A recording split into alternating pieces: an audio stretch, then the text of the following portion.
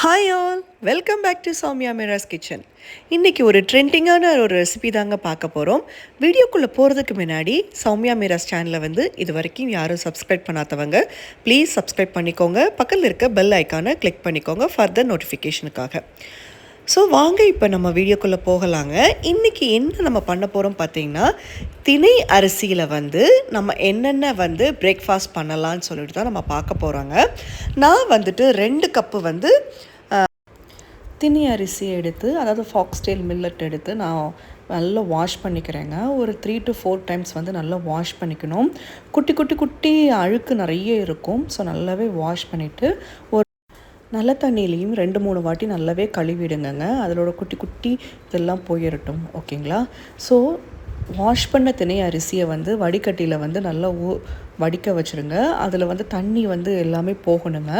அதுக்கப்புறம் என்ன பண்ண போகிறோம் பார்த்திங்கன்னா, நமக்கு இப்போ கொஞ்சம் பேக் சைட்லலாம் இடம் இருந்ததுன்னா நல்லா துணி போட்டு நல்லா பரத்தி விட்டு காய விட்டுறலாம். நம்மளுக்கு அந்த மாதிரி பண்ண முடியாது. ஸோ நான் அதை என்ன பண்ண போகிறேன் பார்த்திங்கன்னா, ஸ்டவ்வில் சிம்மரில் வச்சுட்டு ஒரு கடாயில் நல்லா வறுத்தெடுக்க போகிறேன். அதில் உள்ள தன்மை, அதாவது தண்ணி இருக்கும் பார்த்திங்கன்னா, ஈரத்தன்மை எல்லாமே அது போகணும். ஓகேங்களா? இது ரொம்பவே கொஞ்சம் லேட்டான ப்ராசஸ் தாங்க. மெதுவாக தான் நம்ம பண்ண முடியும். சிம்மரில் வச்சு தான் நம்ம பண்ண முடியும். இன்னொன்று பார்த்திங்கன்னா, அது தீஞ்சிடக்கூடாது, கரிஞ்சிடக்கூடாது. ஸோ பொறுமையாக தான் நம்ம இதை பண்ணணும். பட் எல்லா தண்ணியும் போயிட்டு நல்லா உதிரியாகவே வர ஆரம்பிச்சிடுங்க.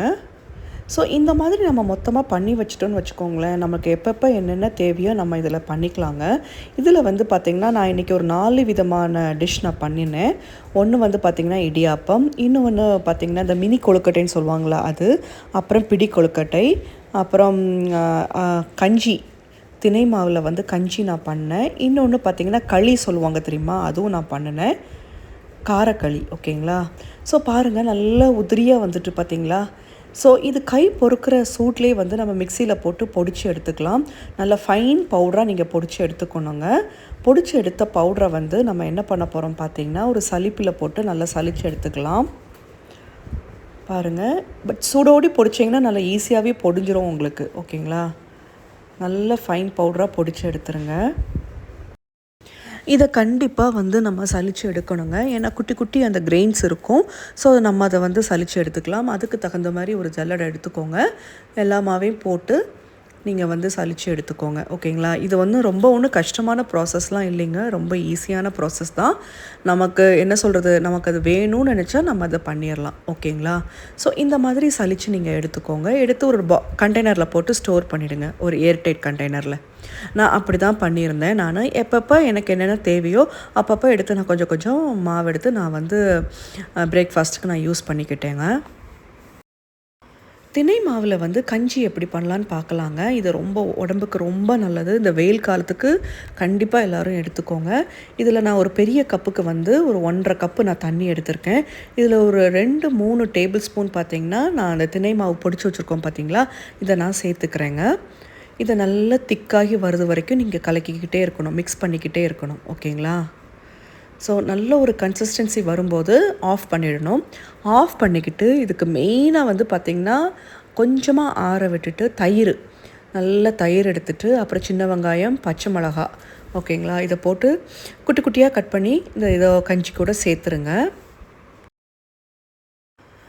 கைவிடாமல் கிண்டிக்கிட்டே இருங்கங்க. ஒரு கன்சிஸ்டன்சி வரும்போது உங்களுக்கே தெரியும் கஞ்சி ரெடி ஆகிடுச்சுன்னு. ஓகேங்களா? இது நான் 2 பேத்துக்கு தான் பண்ணியிருக்கேன். உங்கள்கிட்ட மண்பானையில் கப்பு இல்லாட்டி அந்த பாட் இருந்ததுன்னா நீங்கள் அதில் சர்வ் பண்ணுங்கள், சூப்பராக இருக்கும். ஸோ நான் இந்த கஞ்சியை நான் இதில் எடுத்துக்கோங்க. எவ்வளோ தேவையோ நீங்கள் அவ்வளோ எடுத்து மிக்ஸ் பண்ணிக்கோங்க. இதுக்கு தேவையான சின்ன வெங்காயம், குட்டி குட்டியாக கட் பண்ணி வச்சுருக்க சின்ன வெங்காயம், அப்புறம் பச்சை மிளகாய் எடுத்திருக்கேன், அப்புறம் கொஞ்சமாக உப்பு போட்டுக்கோங்க. இதுக்கு நீங்கள் தொட்டுக்க பார்த்திங்கன்னா மோர் மிளகா வறுத்து எடுத்துக்கோங்க. இல்லாட்டி சீனரக்காய் வத்தல் இருக்கும் பார்த்திங்களா, அது கூட நீங்கள் யூஸ் பண்ணிக்கலாம். இல்லாட்டி நீங்கள் ஊறுகாய், மாங்காய் ஊறுகாய், பூண்டு ஊறுகாய், அந்த மாதிரி கூட நீங்கள் வச்சு சாப்பிட்லாங்க. செம சூப்பராக இருக்கும். இந்த வெயில் காலத்துக்கு இது ரொம்ப நல்லதுங்க. கண்டிப்பாக ட்ரை பண்ணி பாருங்கள். நெக்ஸ்ட்டு நம்ம பண்ணக்கூடிய ரெசிபி என்ன பார்த்திங்கன்னா, இடியாப்ப ரெசிபி தான் பண்ண போகிறோம். அதே ரெசிப்பியில் பார்த்திங்கன்னா, அதே மாவில் நம்ம கொழுக்கட்டையும் பண்ண போகிறோங்க.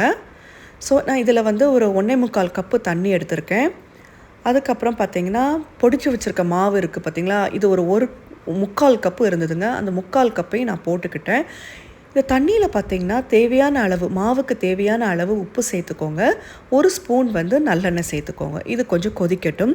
கொதிச்சதுக்கப்புறம் பார்த்திங்கன்னா நம்ம திரித்து வச்சுருக்க மாவை வந்து நம்ம இதில் சேர்த்துக்கலாம். சேர்த்து நல்ல மாவு கன்சிஸ்டன்சியில் கொழுக்கட்டை கன்சிஸ்டன்சியில் வந்து நம்ம வந்து பிசைஞ்சு எடுத்துக்கலாங்க. கைவிடாமல் கிண்டுங்க, இல்லாட்டி லம்ஸ் ஃபார்ம் ஆகிடும். நல்லா மசிச்சு கிண்டி விடுங்க. ஓகேங்களா? இடியாப்பம் புளியிற கன்சிஸ்டன்சி வருது வரைக்கும் நீங்கள் நல்லா மிக்ஸ் பண்ணி விட்டுட்டே இருங்க. பாருங்கள், இதுதான் வந்து கரெக்டான கன்சிஸ்டன்சி. இதை ஆஃப் பண்ணிவிடுங்க. இப்போ வந்து 1 ஸ்பூன் நல்லெண்ணெய் சேர்த்து நல்லா பிசைஞ்சு விட்டுருங்கங்க. பிசைஞ்சு விட்டுட்டு பார்த்திங்கன்னா வந்துட்டு ஒரு மூடி வச்சு மூடிடுங்க. ஸோ அந்த சூடு கொஞ்சமாக சூடு இருக்கும்போதே பார்த்திங்கன்னா நீங்கள் வந்துட்டு இடியாப்பத்துக்கு நீங்கள் வந்து ரெடி பண்ணிவிடுங்க. ஓகேங்களா? ஸோ அந்த இடியாப்பத்துக்கு வந்து இட்லி தட்டில் தான் இடியாப்பம் நான் பண்ண போகிறேங்க. இதுக்கு நீங்கள் துணி போட்டும் இடியாப்பம் பண்ணலாங்க. இல்லாட்டி இந்த மாதிரி கொஞ்சமாக எண்ணெய் தடவிட்டு நீங்கள் அதில் இடியாப்பம் புழிஞ்சிக்கலாம். ஃபஸ்ட்டு வந்து நம்ம என்ன பண்ண போகிறோம் பார்த்திங்கன்னா 3 விதமான இடியாப்ப சில்லு இருக்குது பார்த்தீங்களா? ரொம்ப மெல்லிஸாக வரக்கூடிய மாதிரி இருக்கும், நடுவில் உள்ளது இருக்கும், ரொம்ப இன்னும் திக்காக வர்றது மாதிரியும் இருக்கும். ஸோ நம்ம வந்து இன்பிட்வீனில் உள்ளதை நம்ம எடுத்துக்கலாங்க. ரொம்ப மெல்லிசாவும் வேண்டாம், ரொம்ப திக்காகவும் வேண்டாம். ஓகேங்க? நடுவில் உள்ள சில் தான் நான் யூஸ் பண்ணிகிட்ருக்கேன். இந்த தட்டில் இட்லி தட்டில் கொஞ்சமாக தேங்காய் வச்சுக்கோங்க. தேங்காய் வச்சு இடியாப்பம் சாப்பிட்டு பாருங்கள், செம சூப்பராக இருக்குங்க. ஸோ தேங்காய் வச்சுட்டு நீங்கள் இந்த மாதிரி புழிஞ்சு விட்டுக்கோங்க. சரிங்களா? அன்றைக்கி பார்த்திங்கன்னா இடியாப்பம் அவ்வளோ சாஃப்டாக வந்ததுங்க. நான் நைட்டு வரைக்கும் நாங்கள் வச்சு சாப்பிட்ருந்தோம். செம சூப்பராக இருந்தது. இதுக்கு வந்து பெஸ்ட்டு காம்பினேஷன் வந்து தேங்காய் பால் தான். இதை நம்ம வந்து இப்போ வேக விட்டுறலாங்க. ஒரு 7 to 10 மினிட்ஸ் ஆகும் இது வேகிறதுக்கு. ஓகேங்களா? ஸோ இது வேக விட்டுட்டு பார்க்கலாம், இது எப்படி வருதுன்னு பார்க்கலாம். அப்படியே பூ போல் வந்ததுங்க. பாருங்கள், செம சூப்பராக இருந்தது.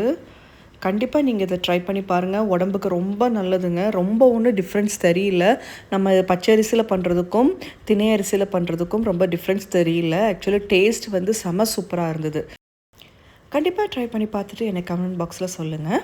ஸோ நெக்ஸ்ட்டு பார்த்திங்கன்னா அதே மாவில் வந்து நம்ம மினி கொழுக்கட்டைன்னு சொல்லுவாங்க தெரியுமா? குட்டி குட்டியாக இருக்குமே, அந்த கொழுக்கட்டை நம்ம பண்ணிக்கலாங்க. இது வந்து என் பையனுக்கு ரொம்ப பிடிக்கும். இது அவன் ப்ளெயினாக கூட சாப்பிடுவான். இல்லாட்டி வந்துட்டு நீங்கள் இதுக்கு தாளிப்பு பண்ணிக்கிட்டு அதுக்கு ஒரு அரப்பு தேங்காய், 2 சீரகம், வத்தல் மிளகா, 1 வெங்காயம், 1 பூண்டு. ஓகேங்களா?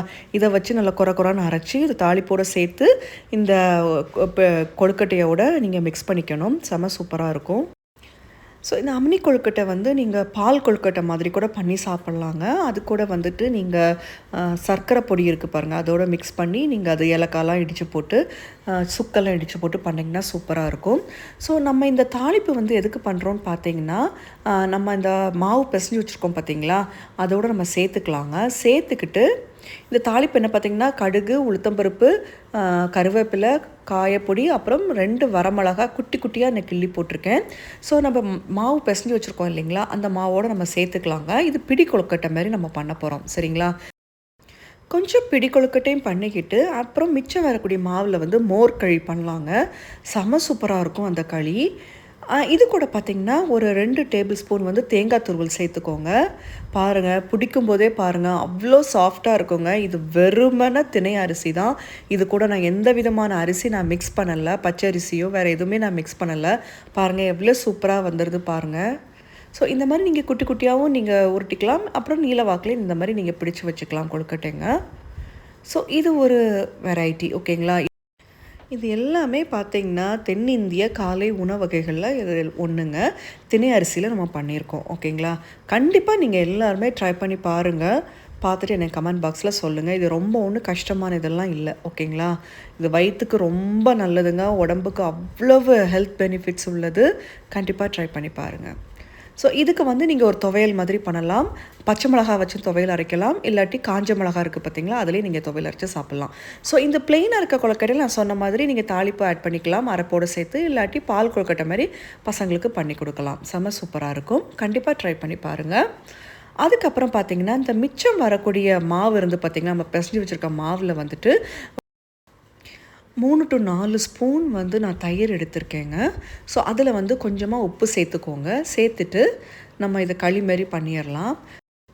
திக் மாவாக நம்ம பிசைஞ்சு வச்சுருக்கோம் பார்த்தீங்களா, அது கூட நம்ம இந்த மோரை இந்த தயிரை வந்து நம்ம சேர்த்துக்கலாங்க. சேர்த்து நல்லா மிக்ஸ் பண்ணி விடுங்க.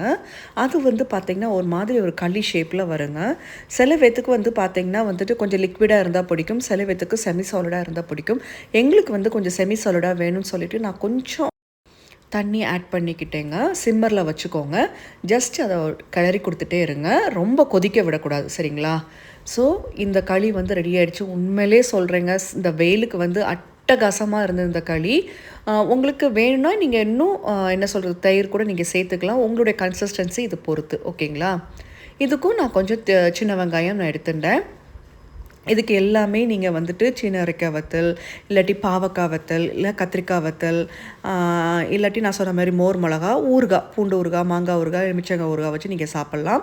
ஸோ இந்த மாதிரி கொழுக்கட்டை வகைகளுக்கு கார சட்னி, தேங்காய் சட்னி, சிவப்பு மிளகா போட்டிங்கன்னா பூண்டு வச்சு அரைக்கணும், பச்சை மிளகா போட்டிங்கன்னா இஞ்சி வச்சு அரைக்கணும், தேங்காய் சட்னி வச்சு எடுத்துக்கிட்டிங்கன்னா சூப்பராக இருக்குங்க. ஸோ திணை அரிசியில் இன்னும் நிறைய வகைகள் பண்ணலாங்க. கண்டிப்பாக ட்ரை பண்ணி பார்த்துட்டு உங்களுக்கு சொல்கிறேன்.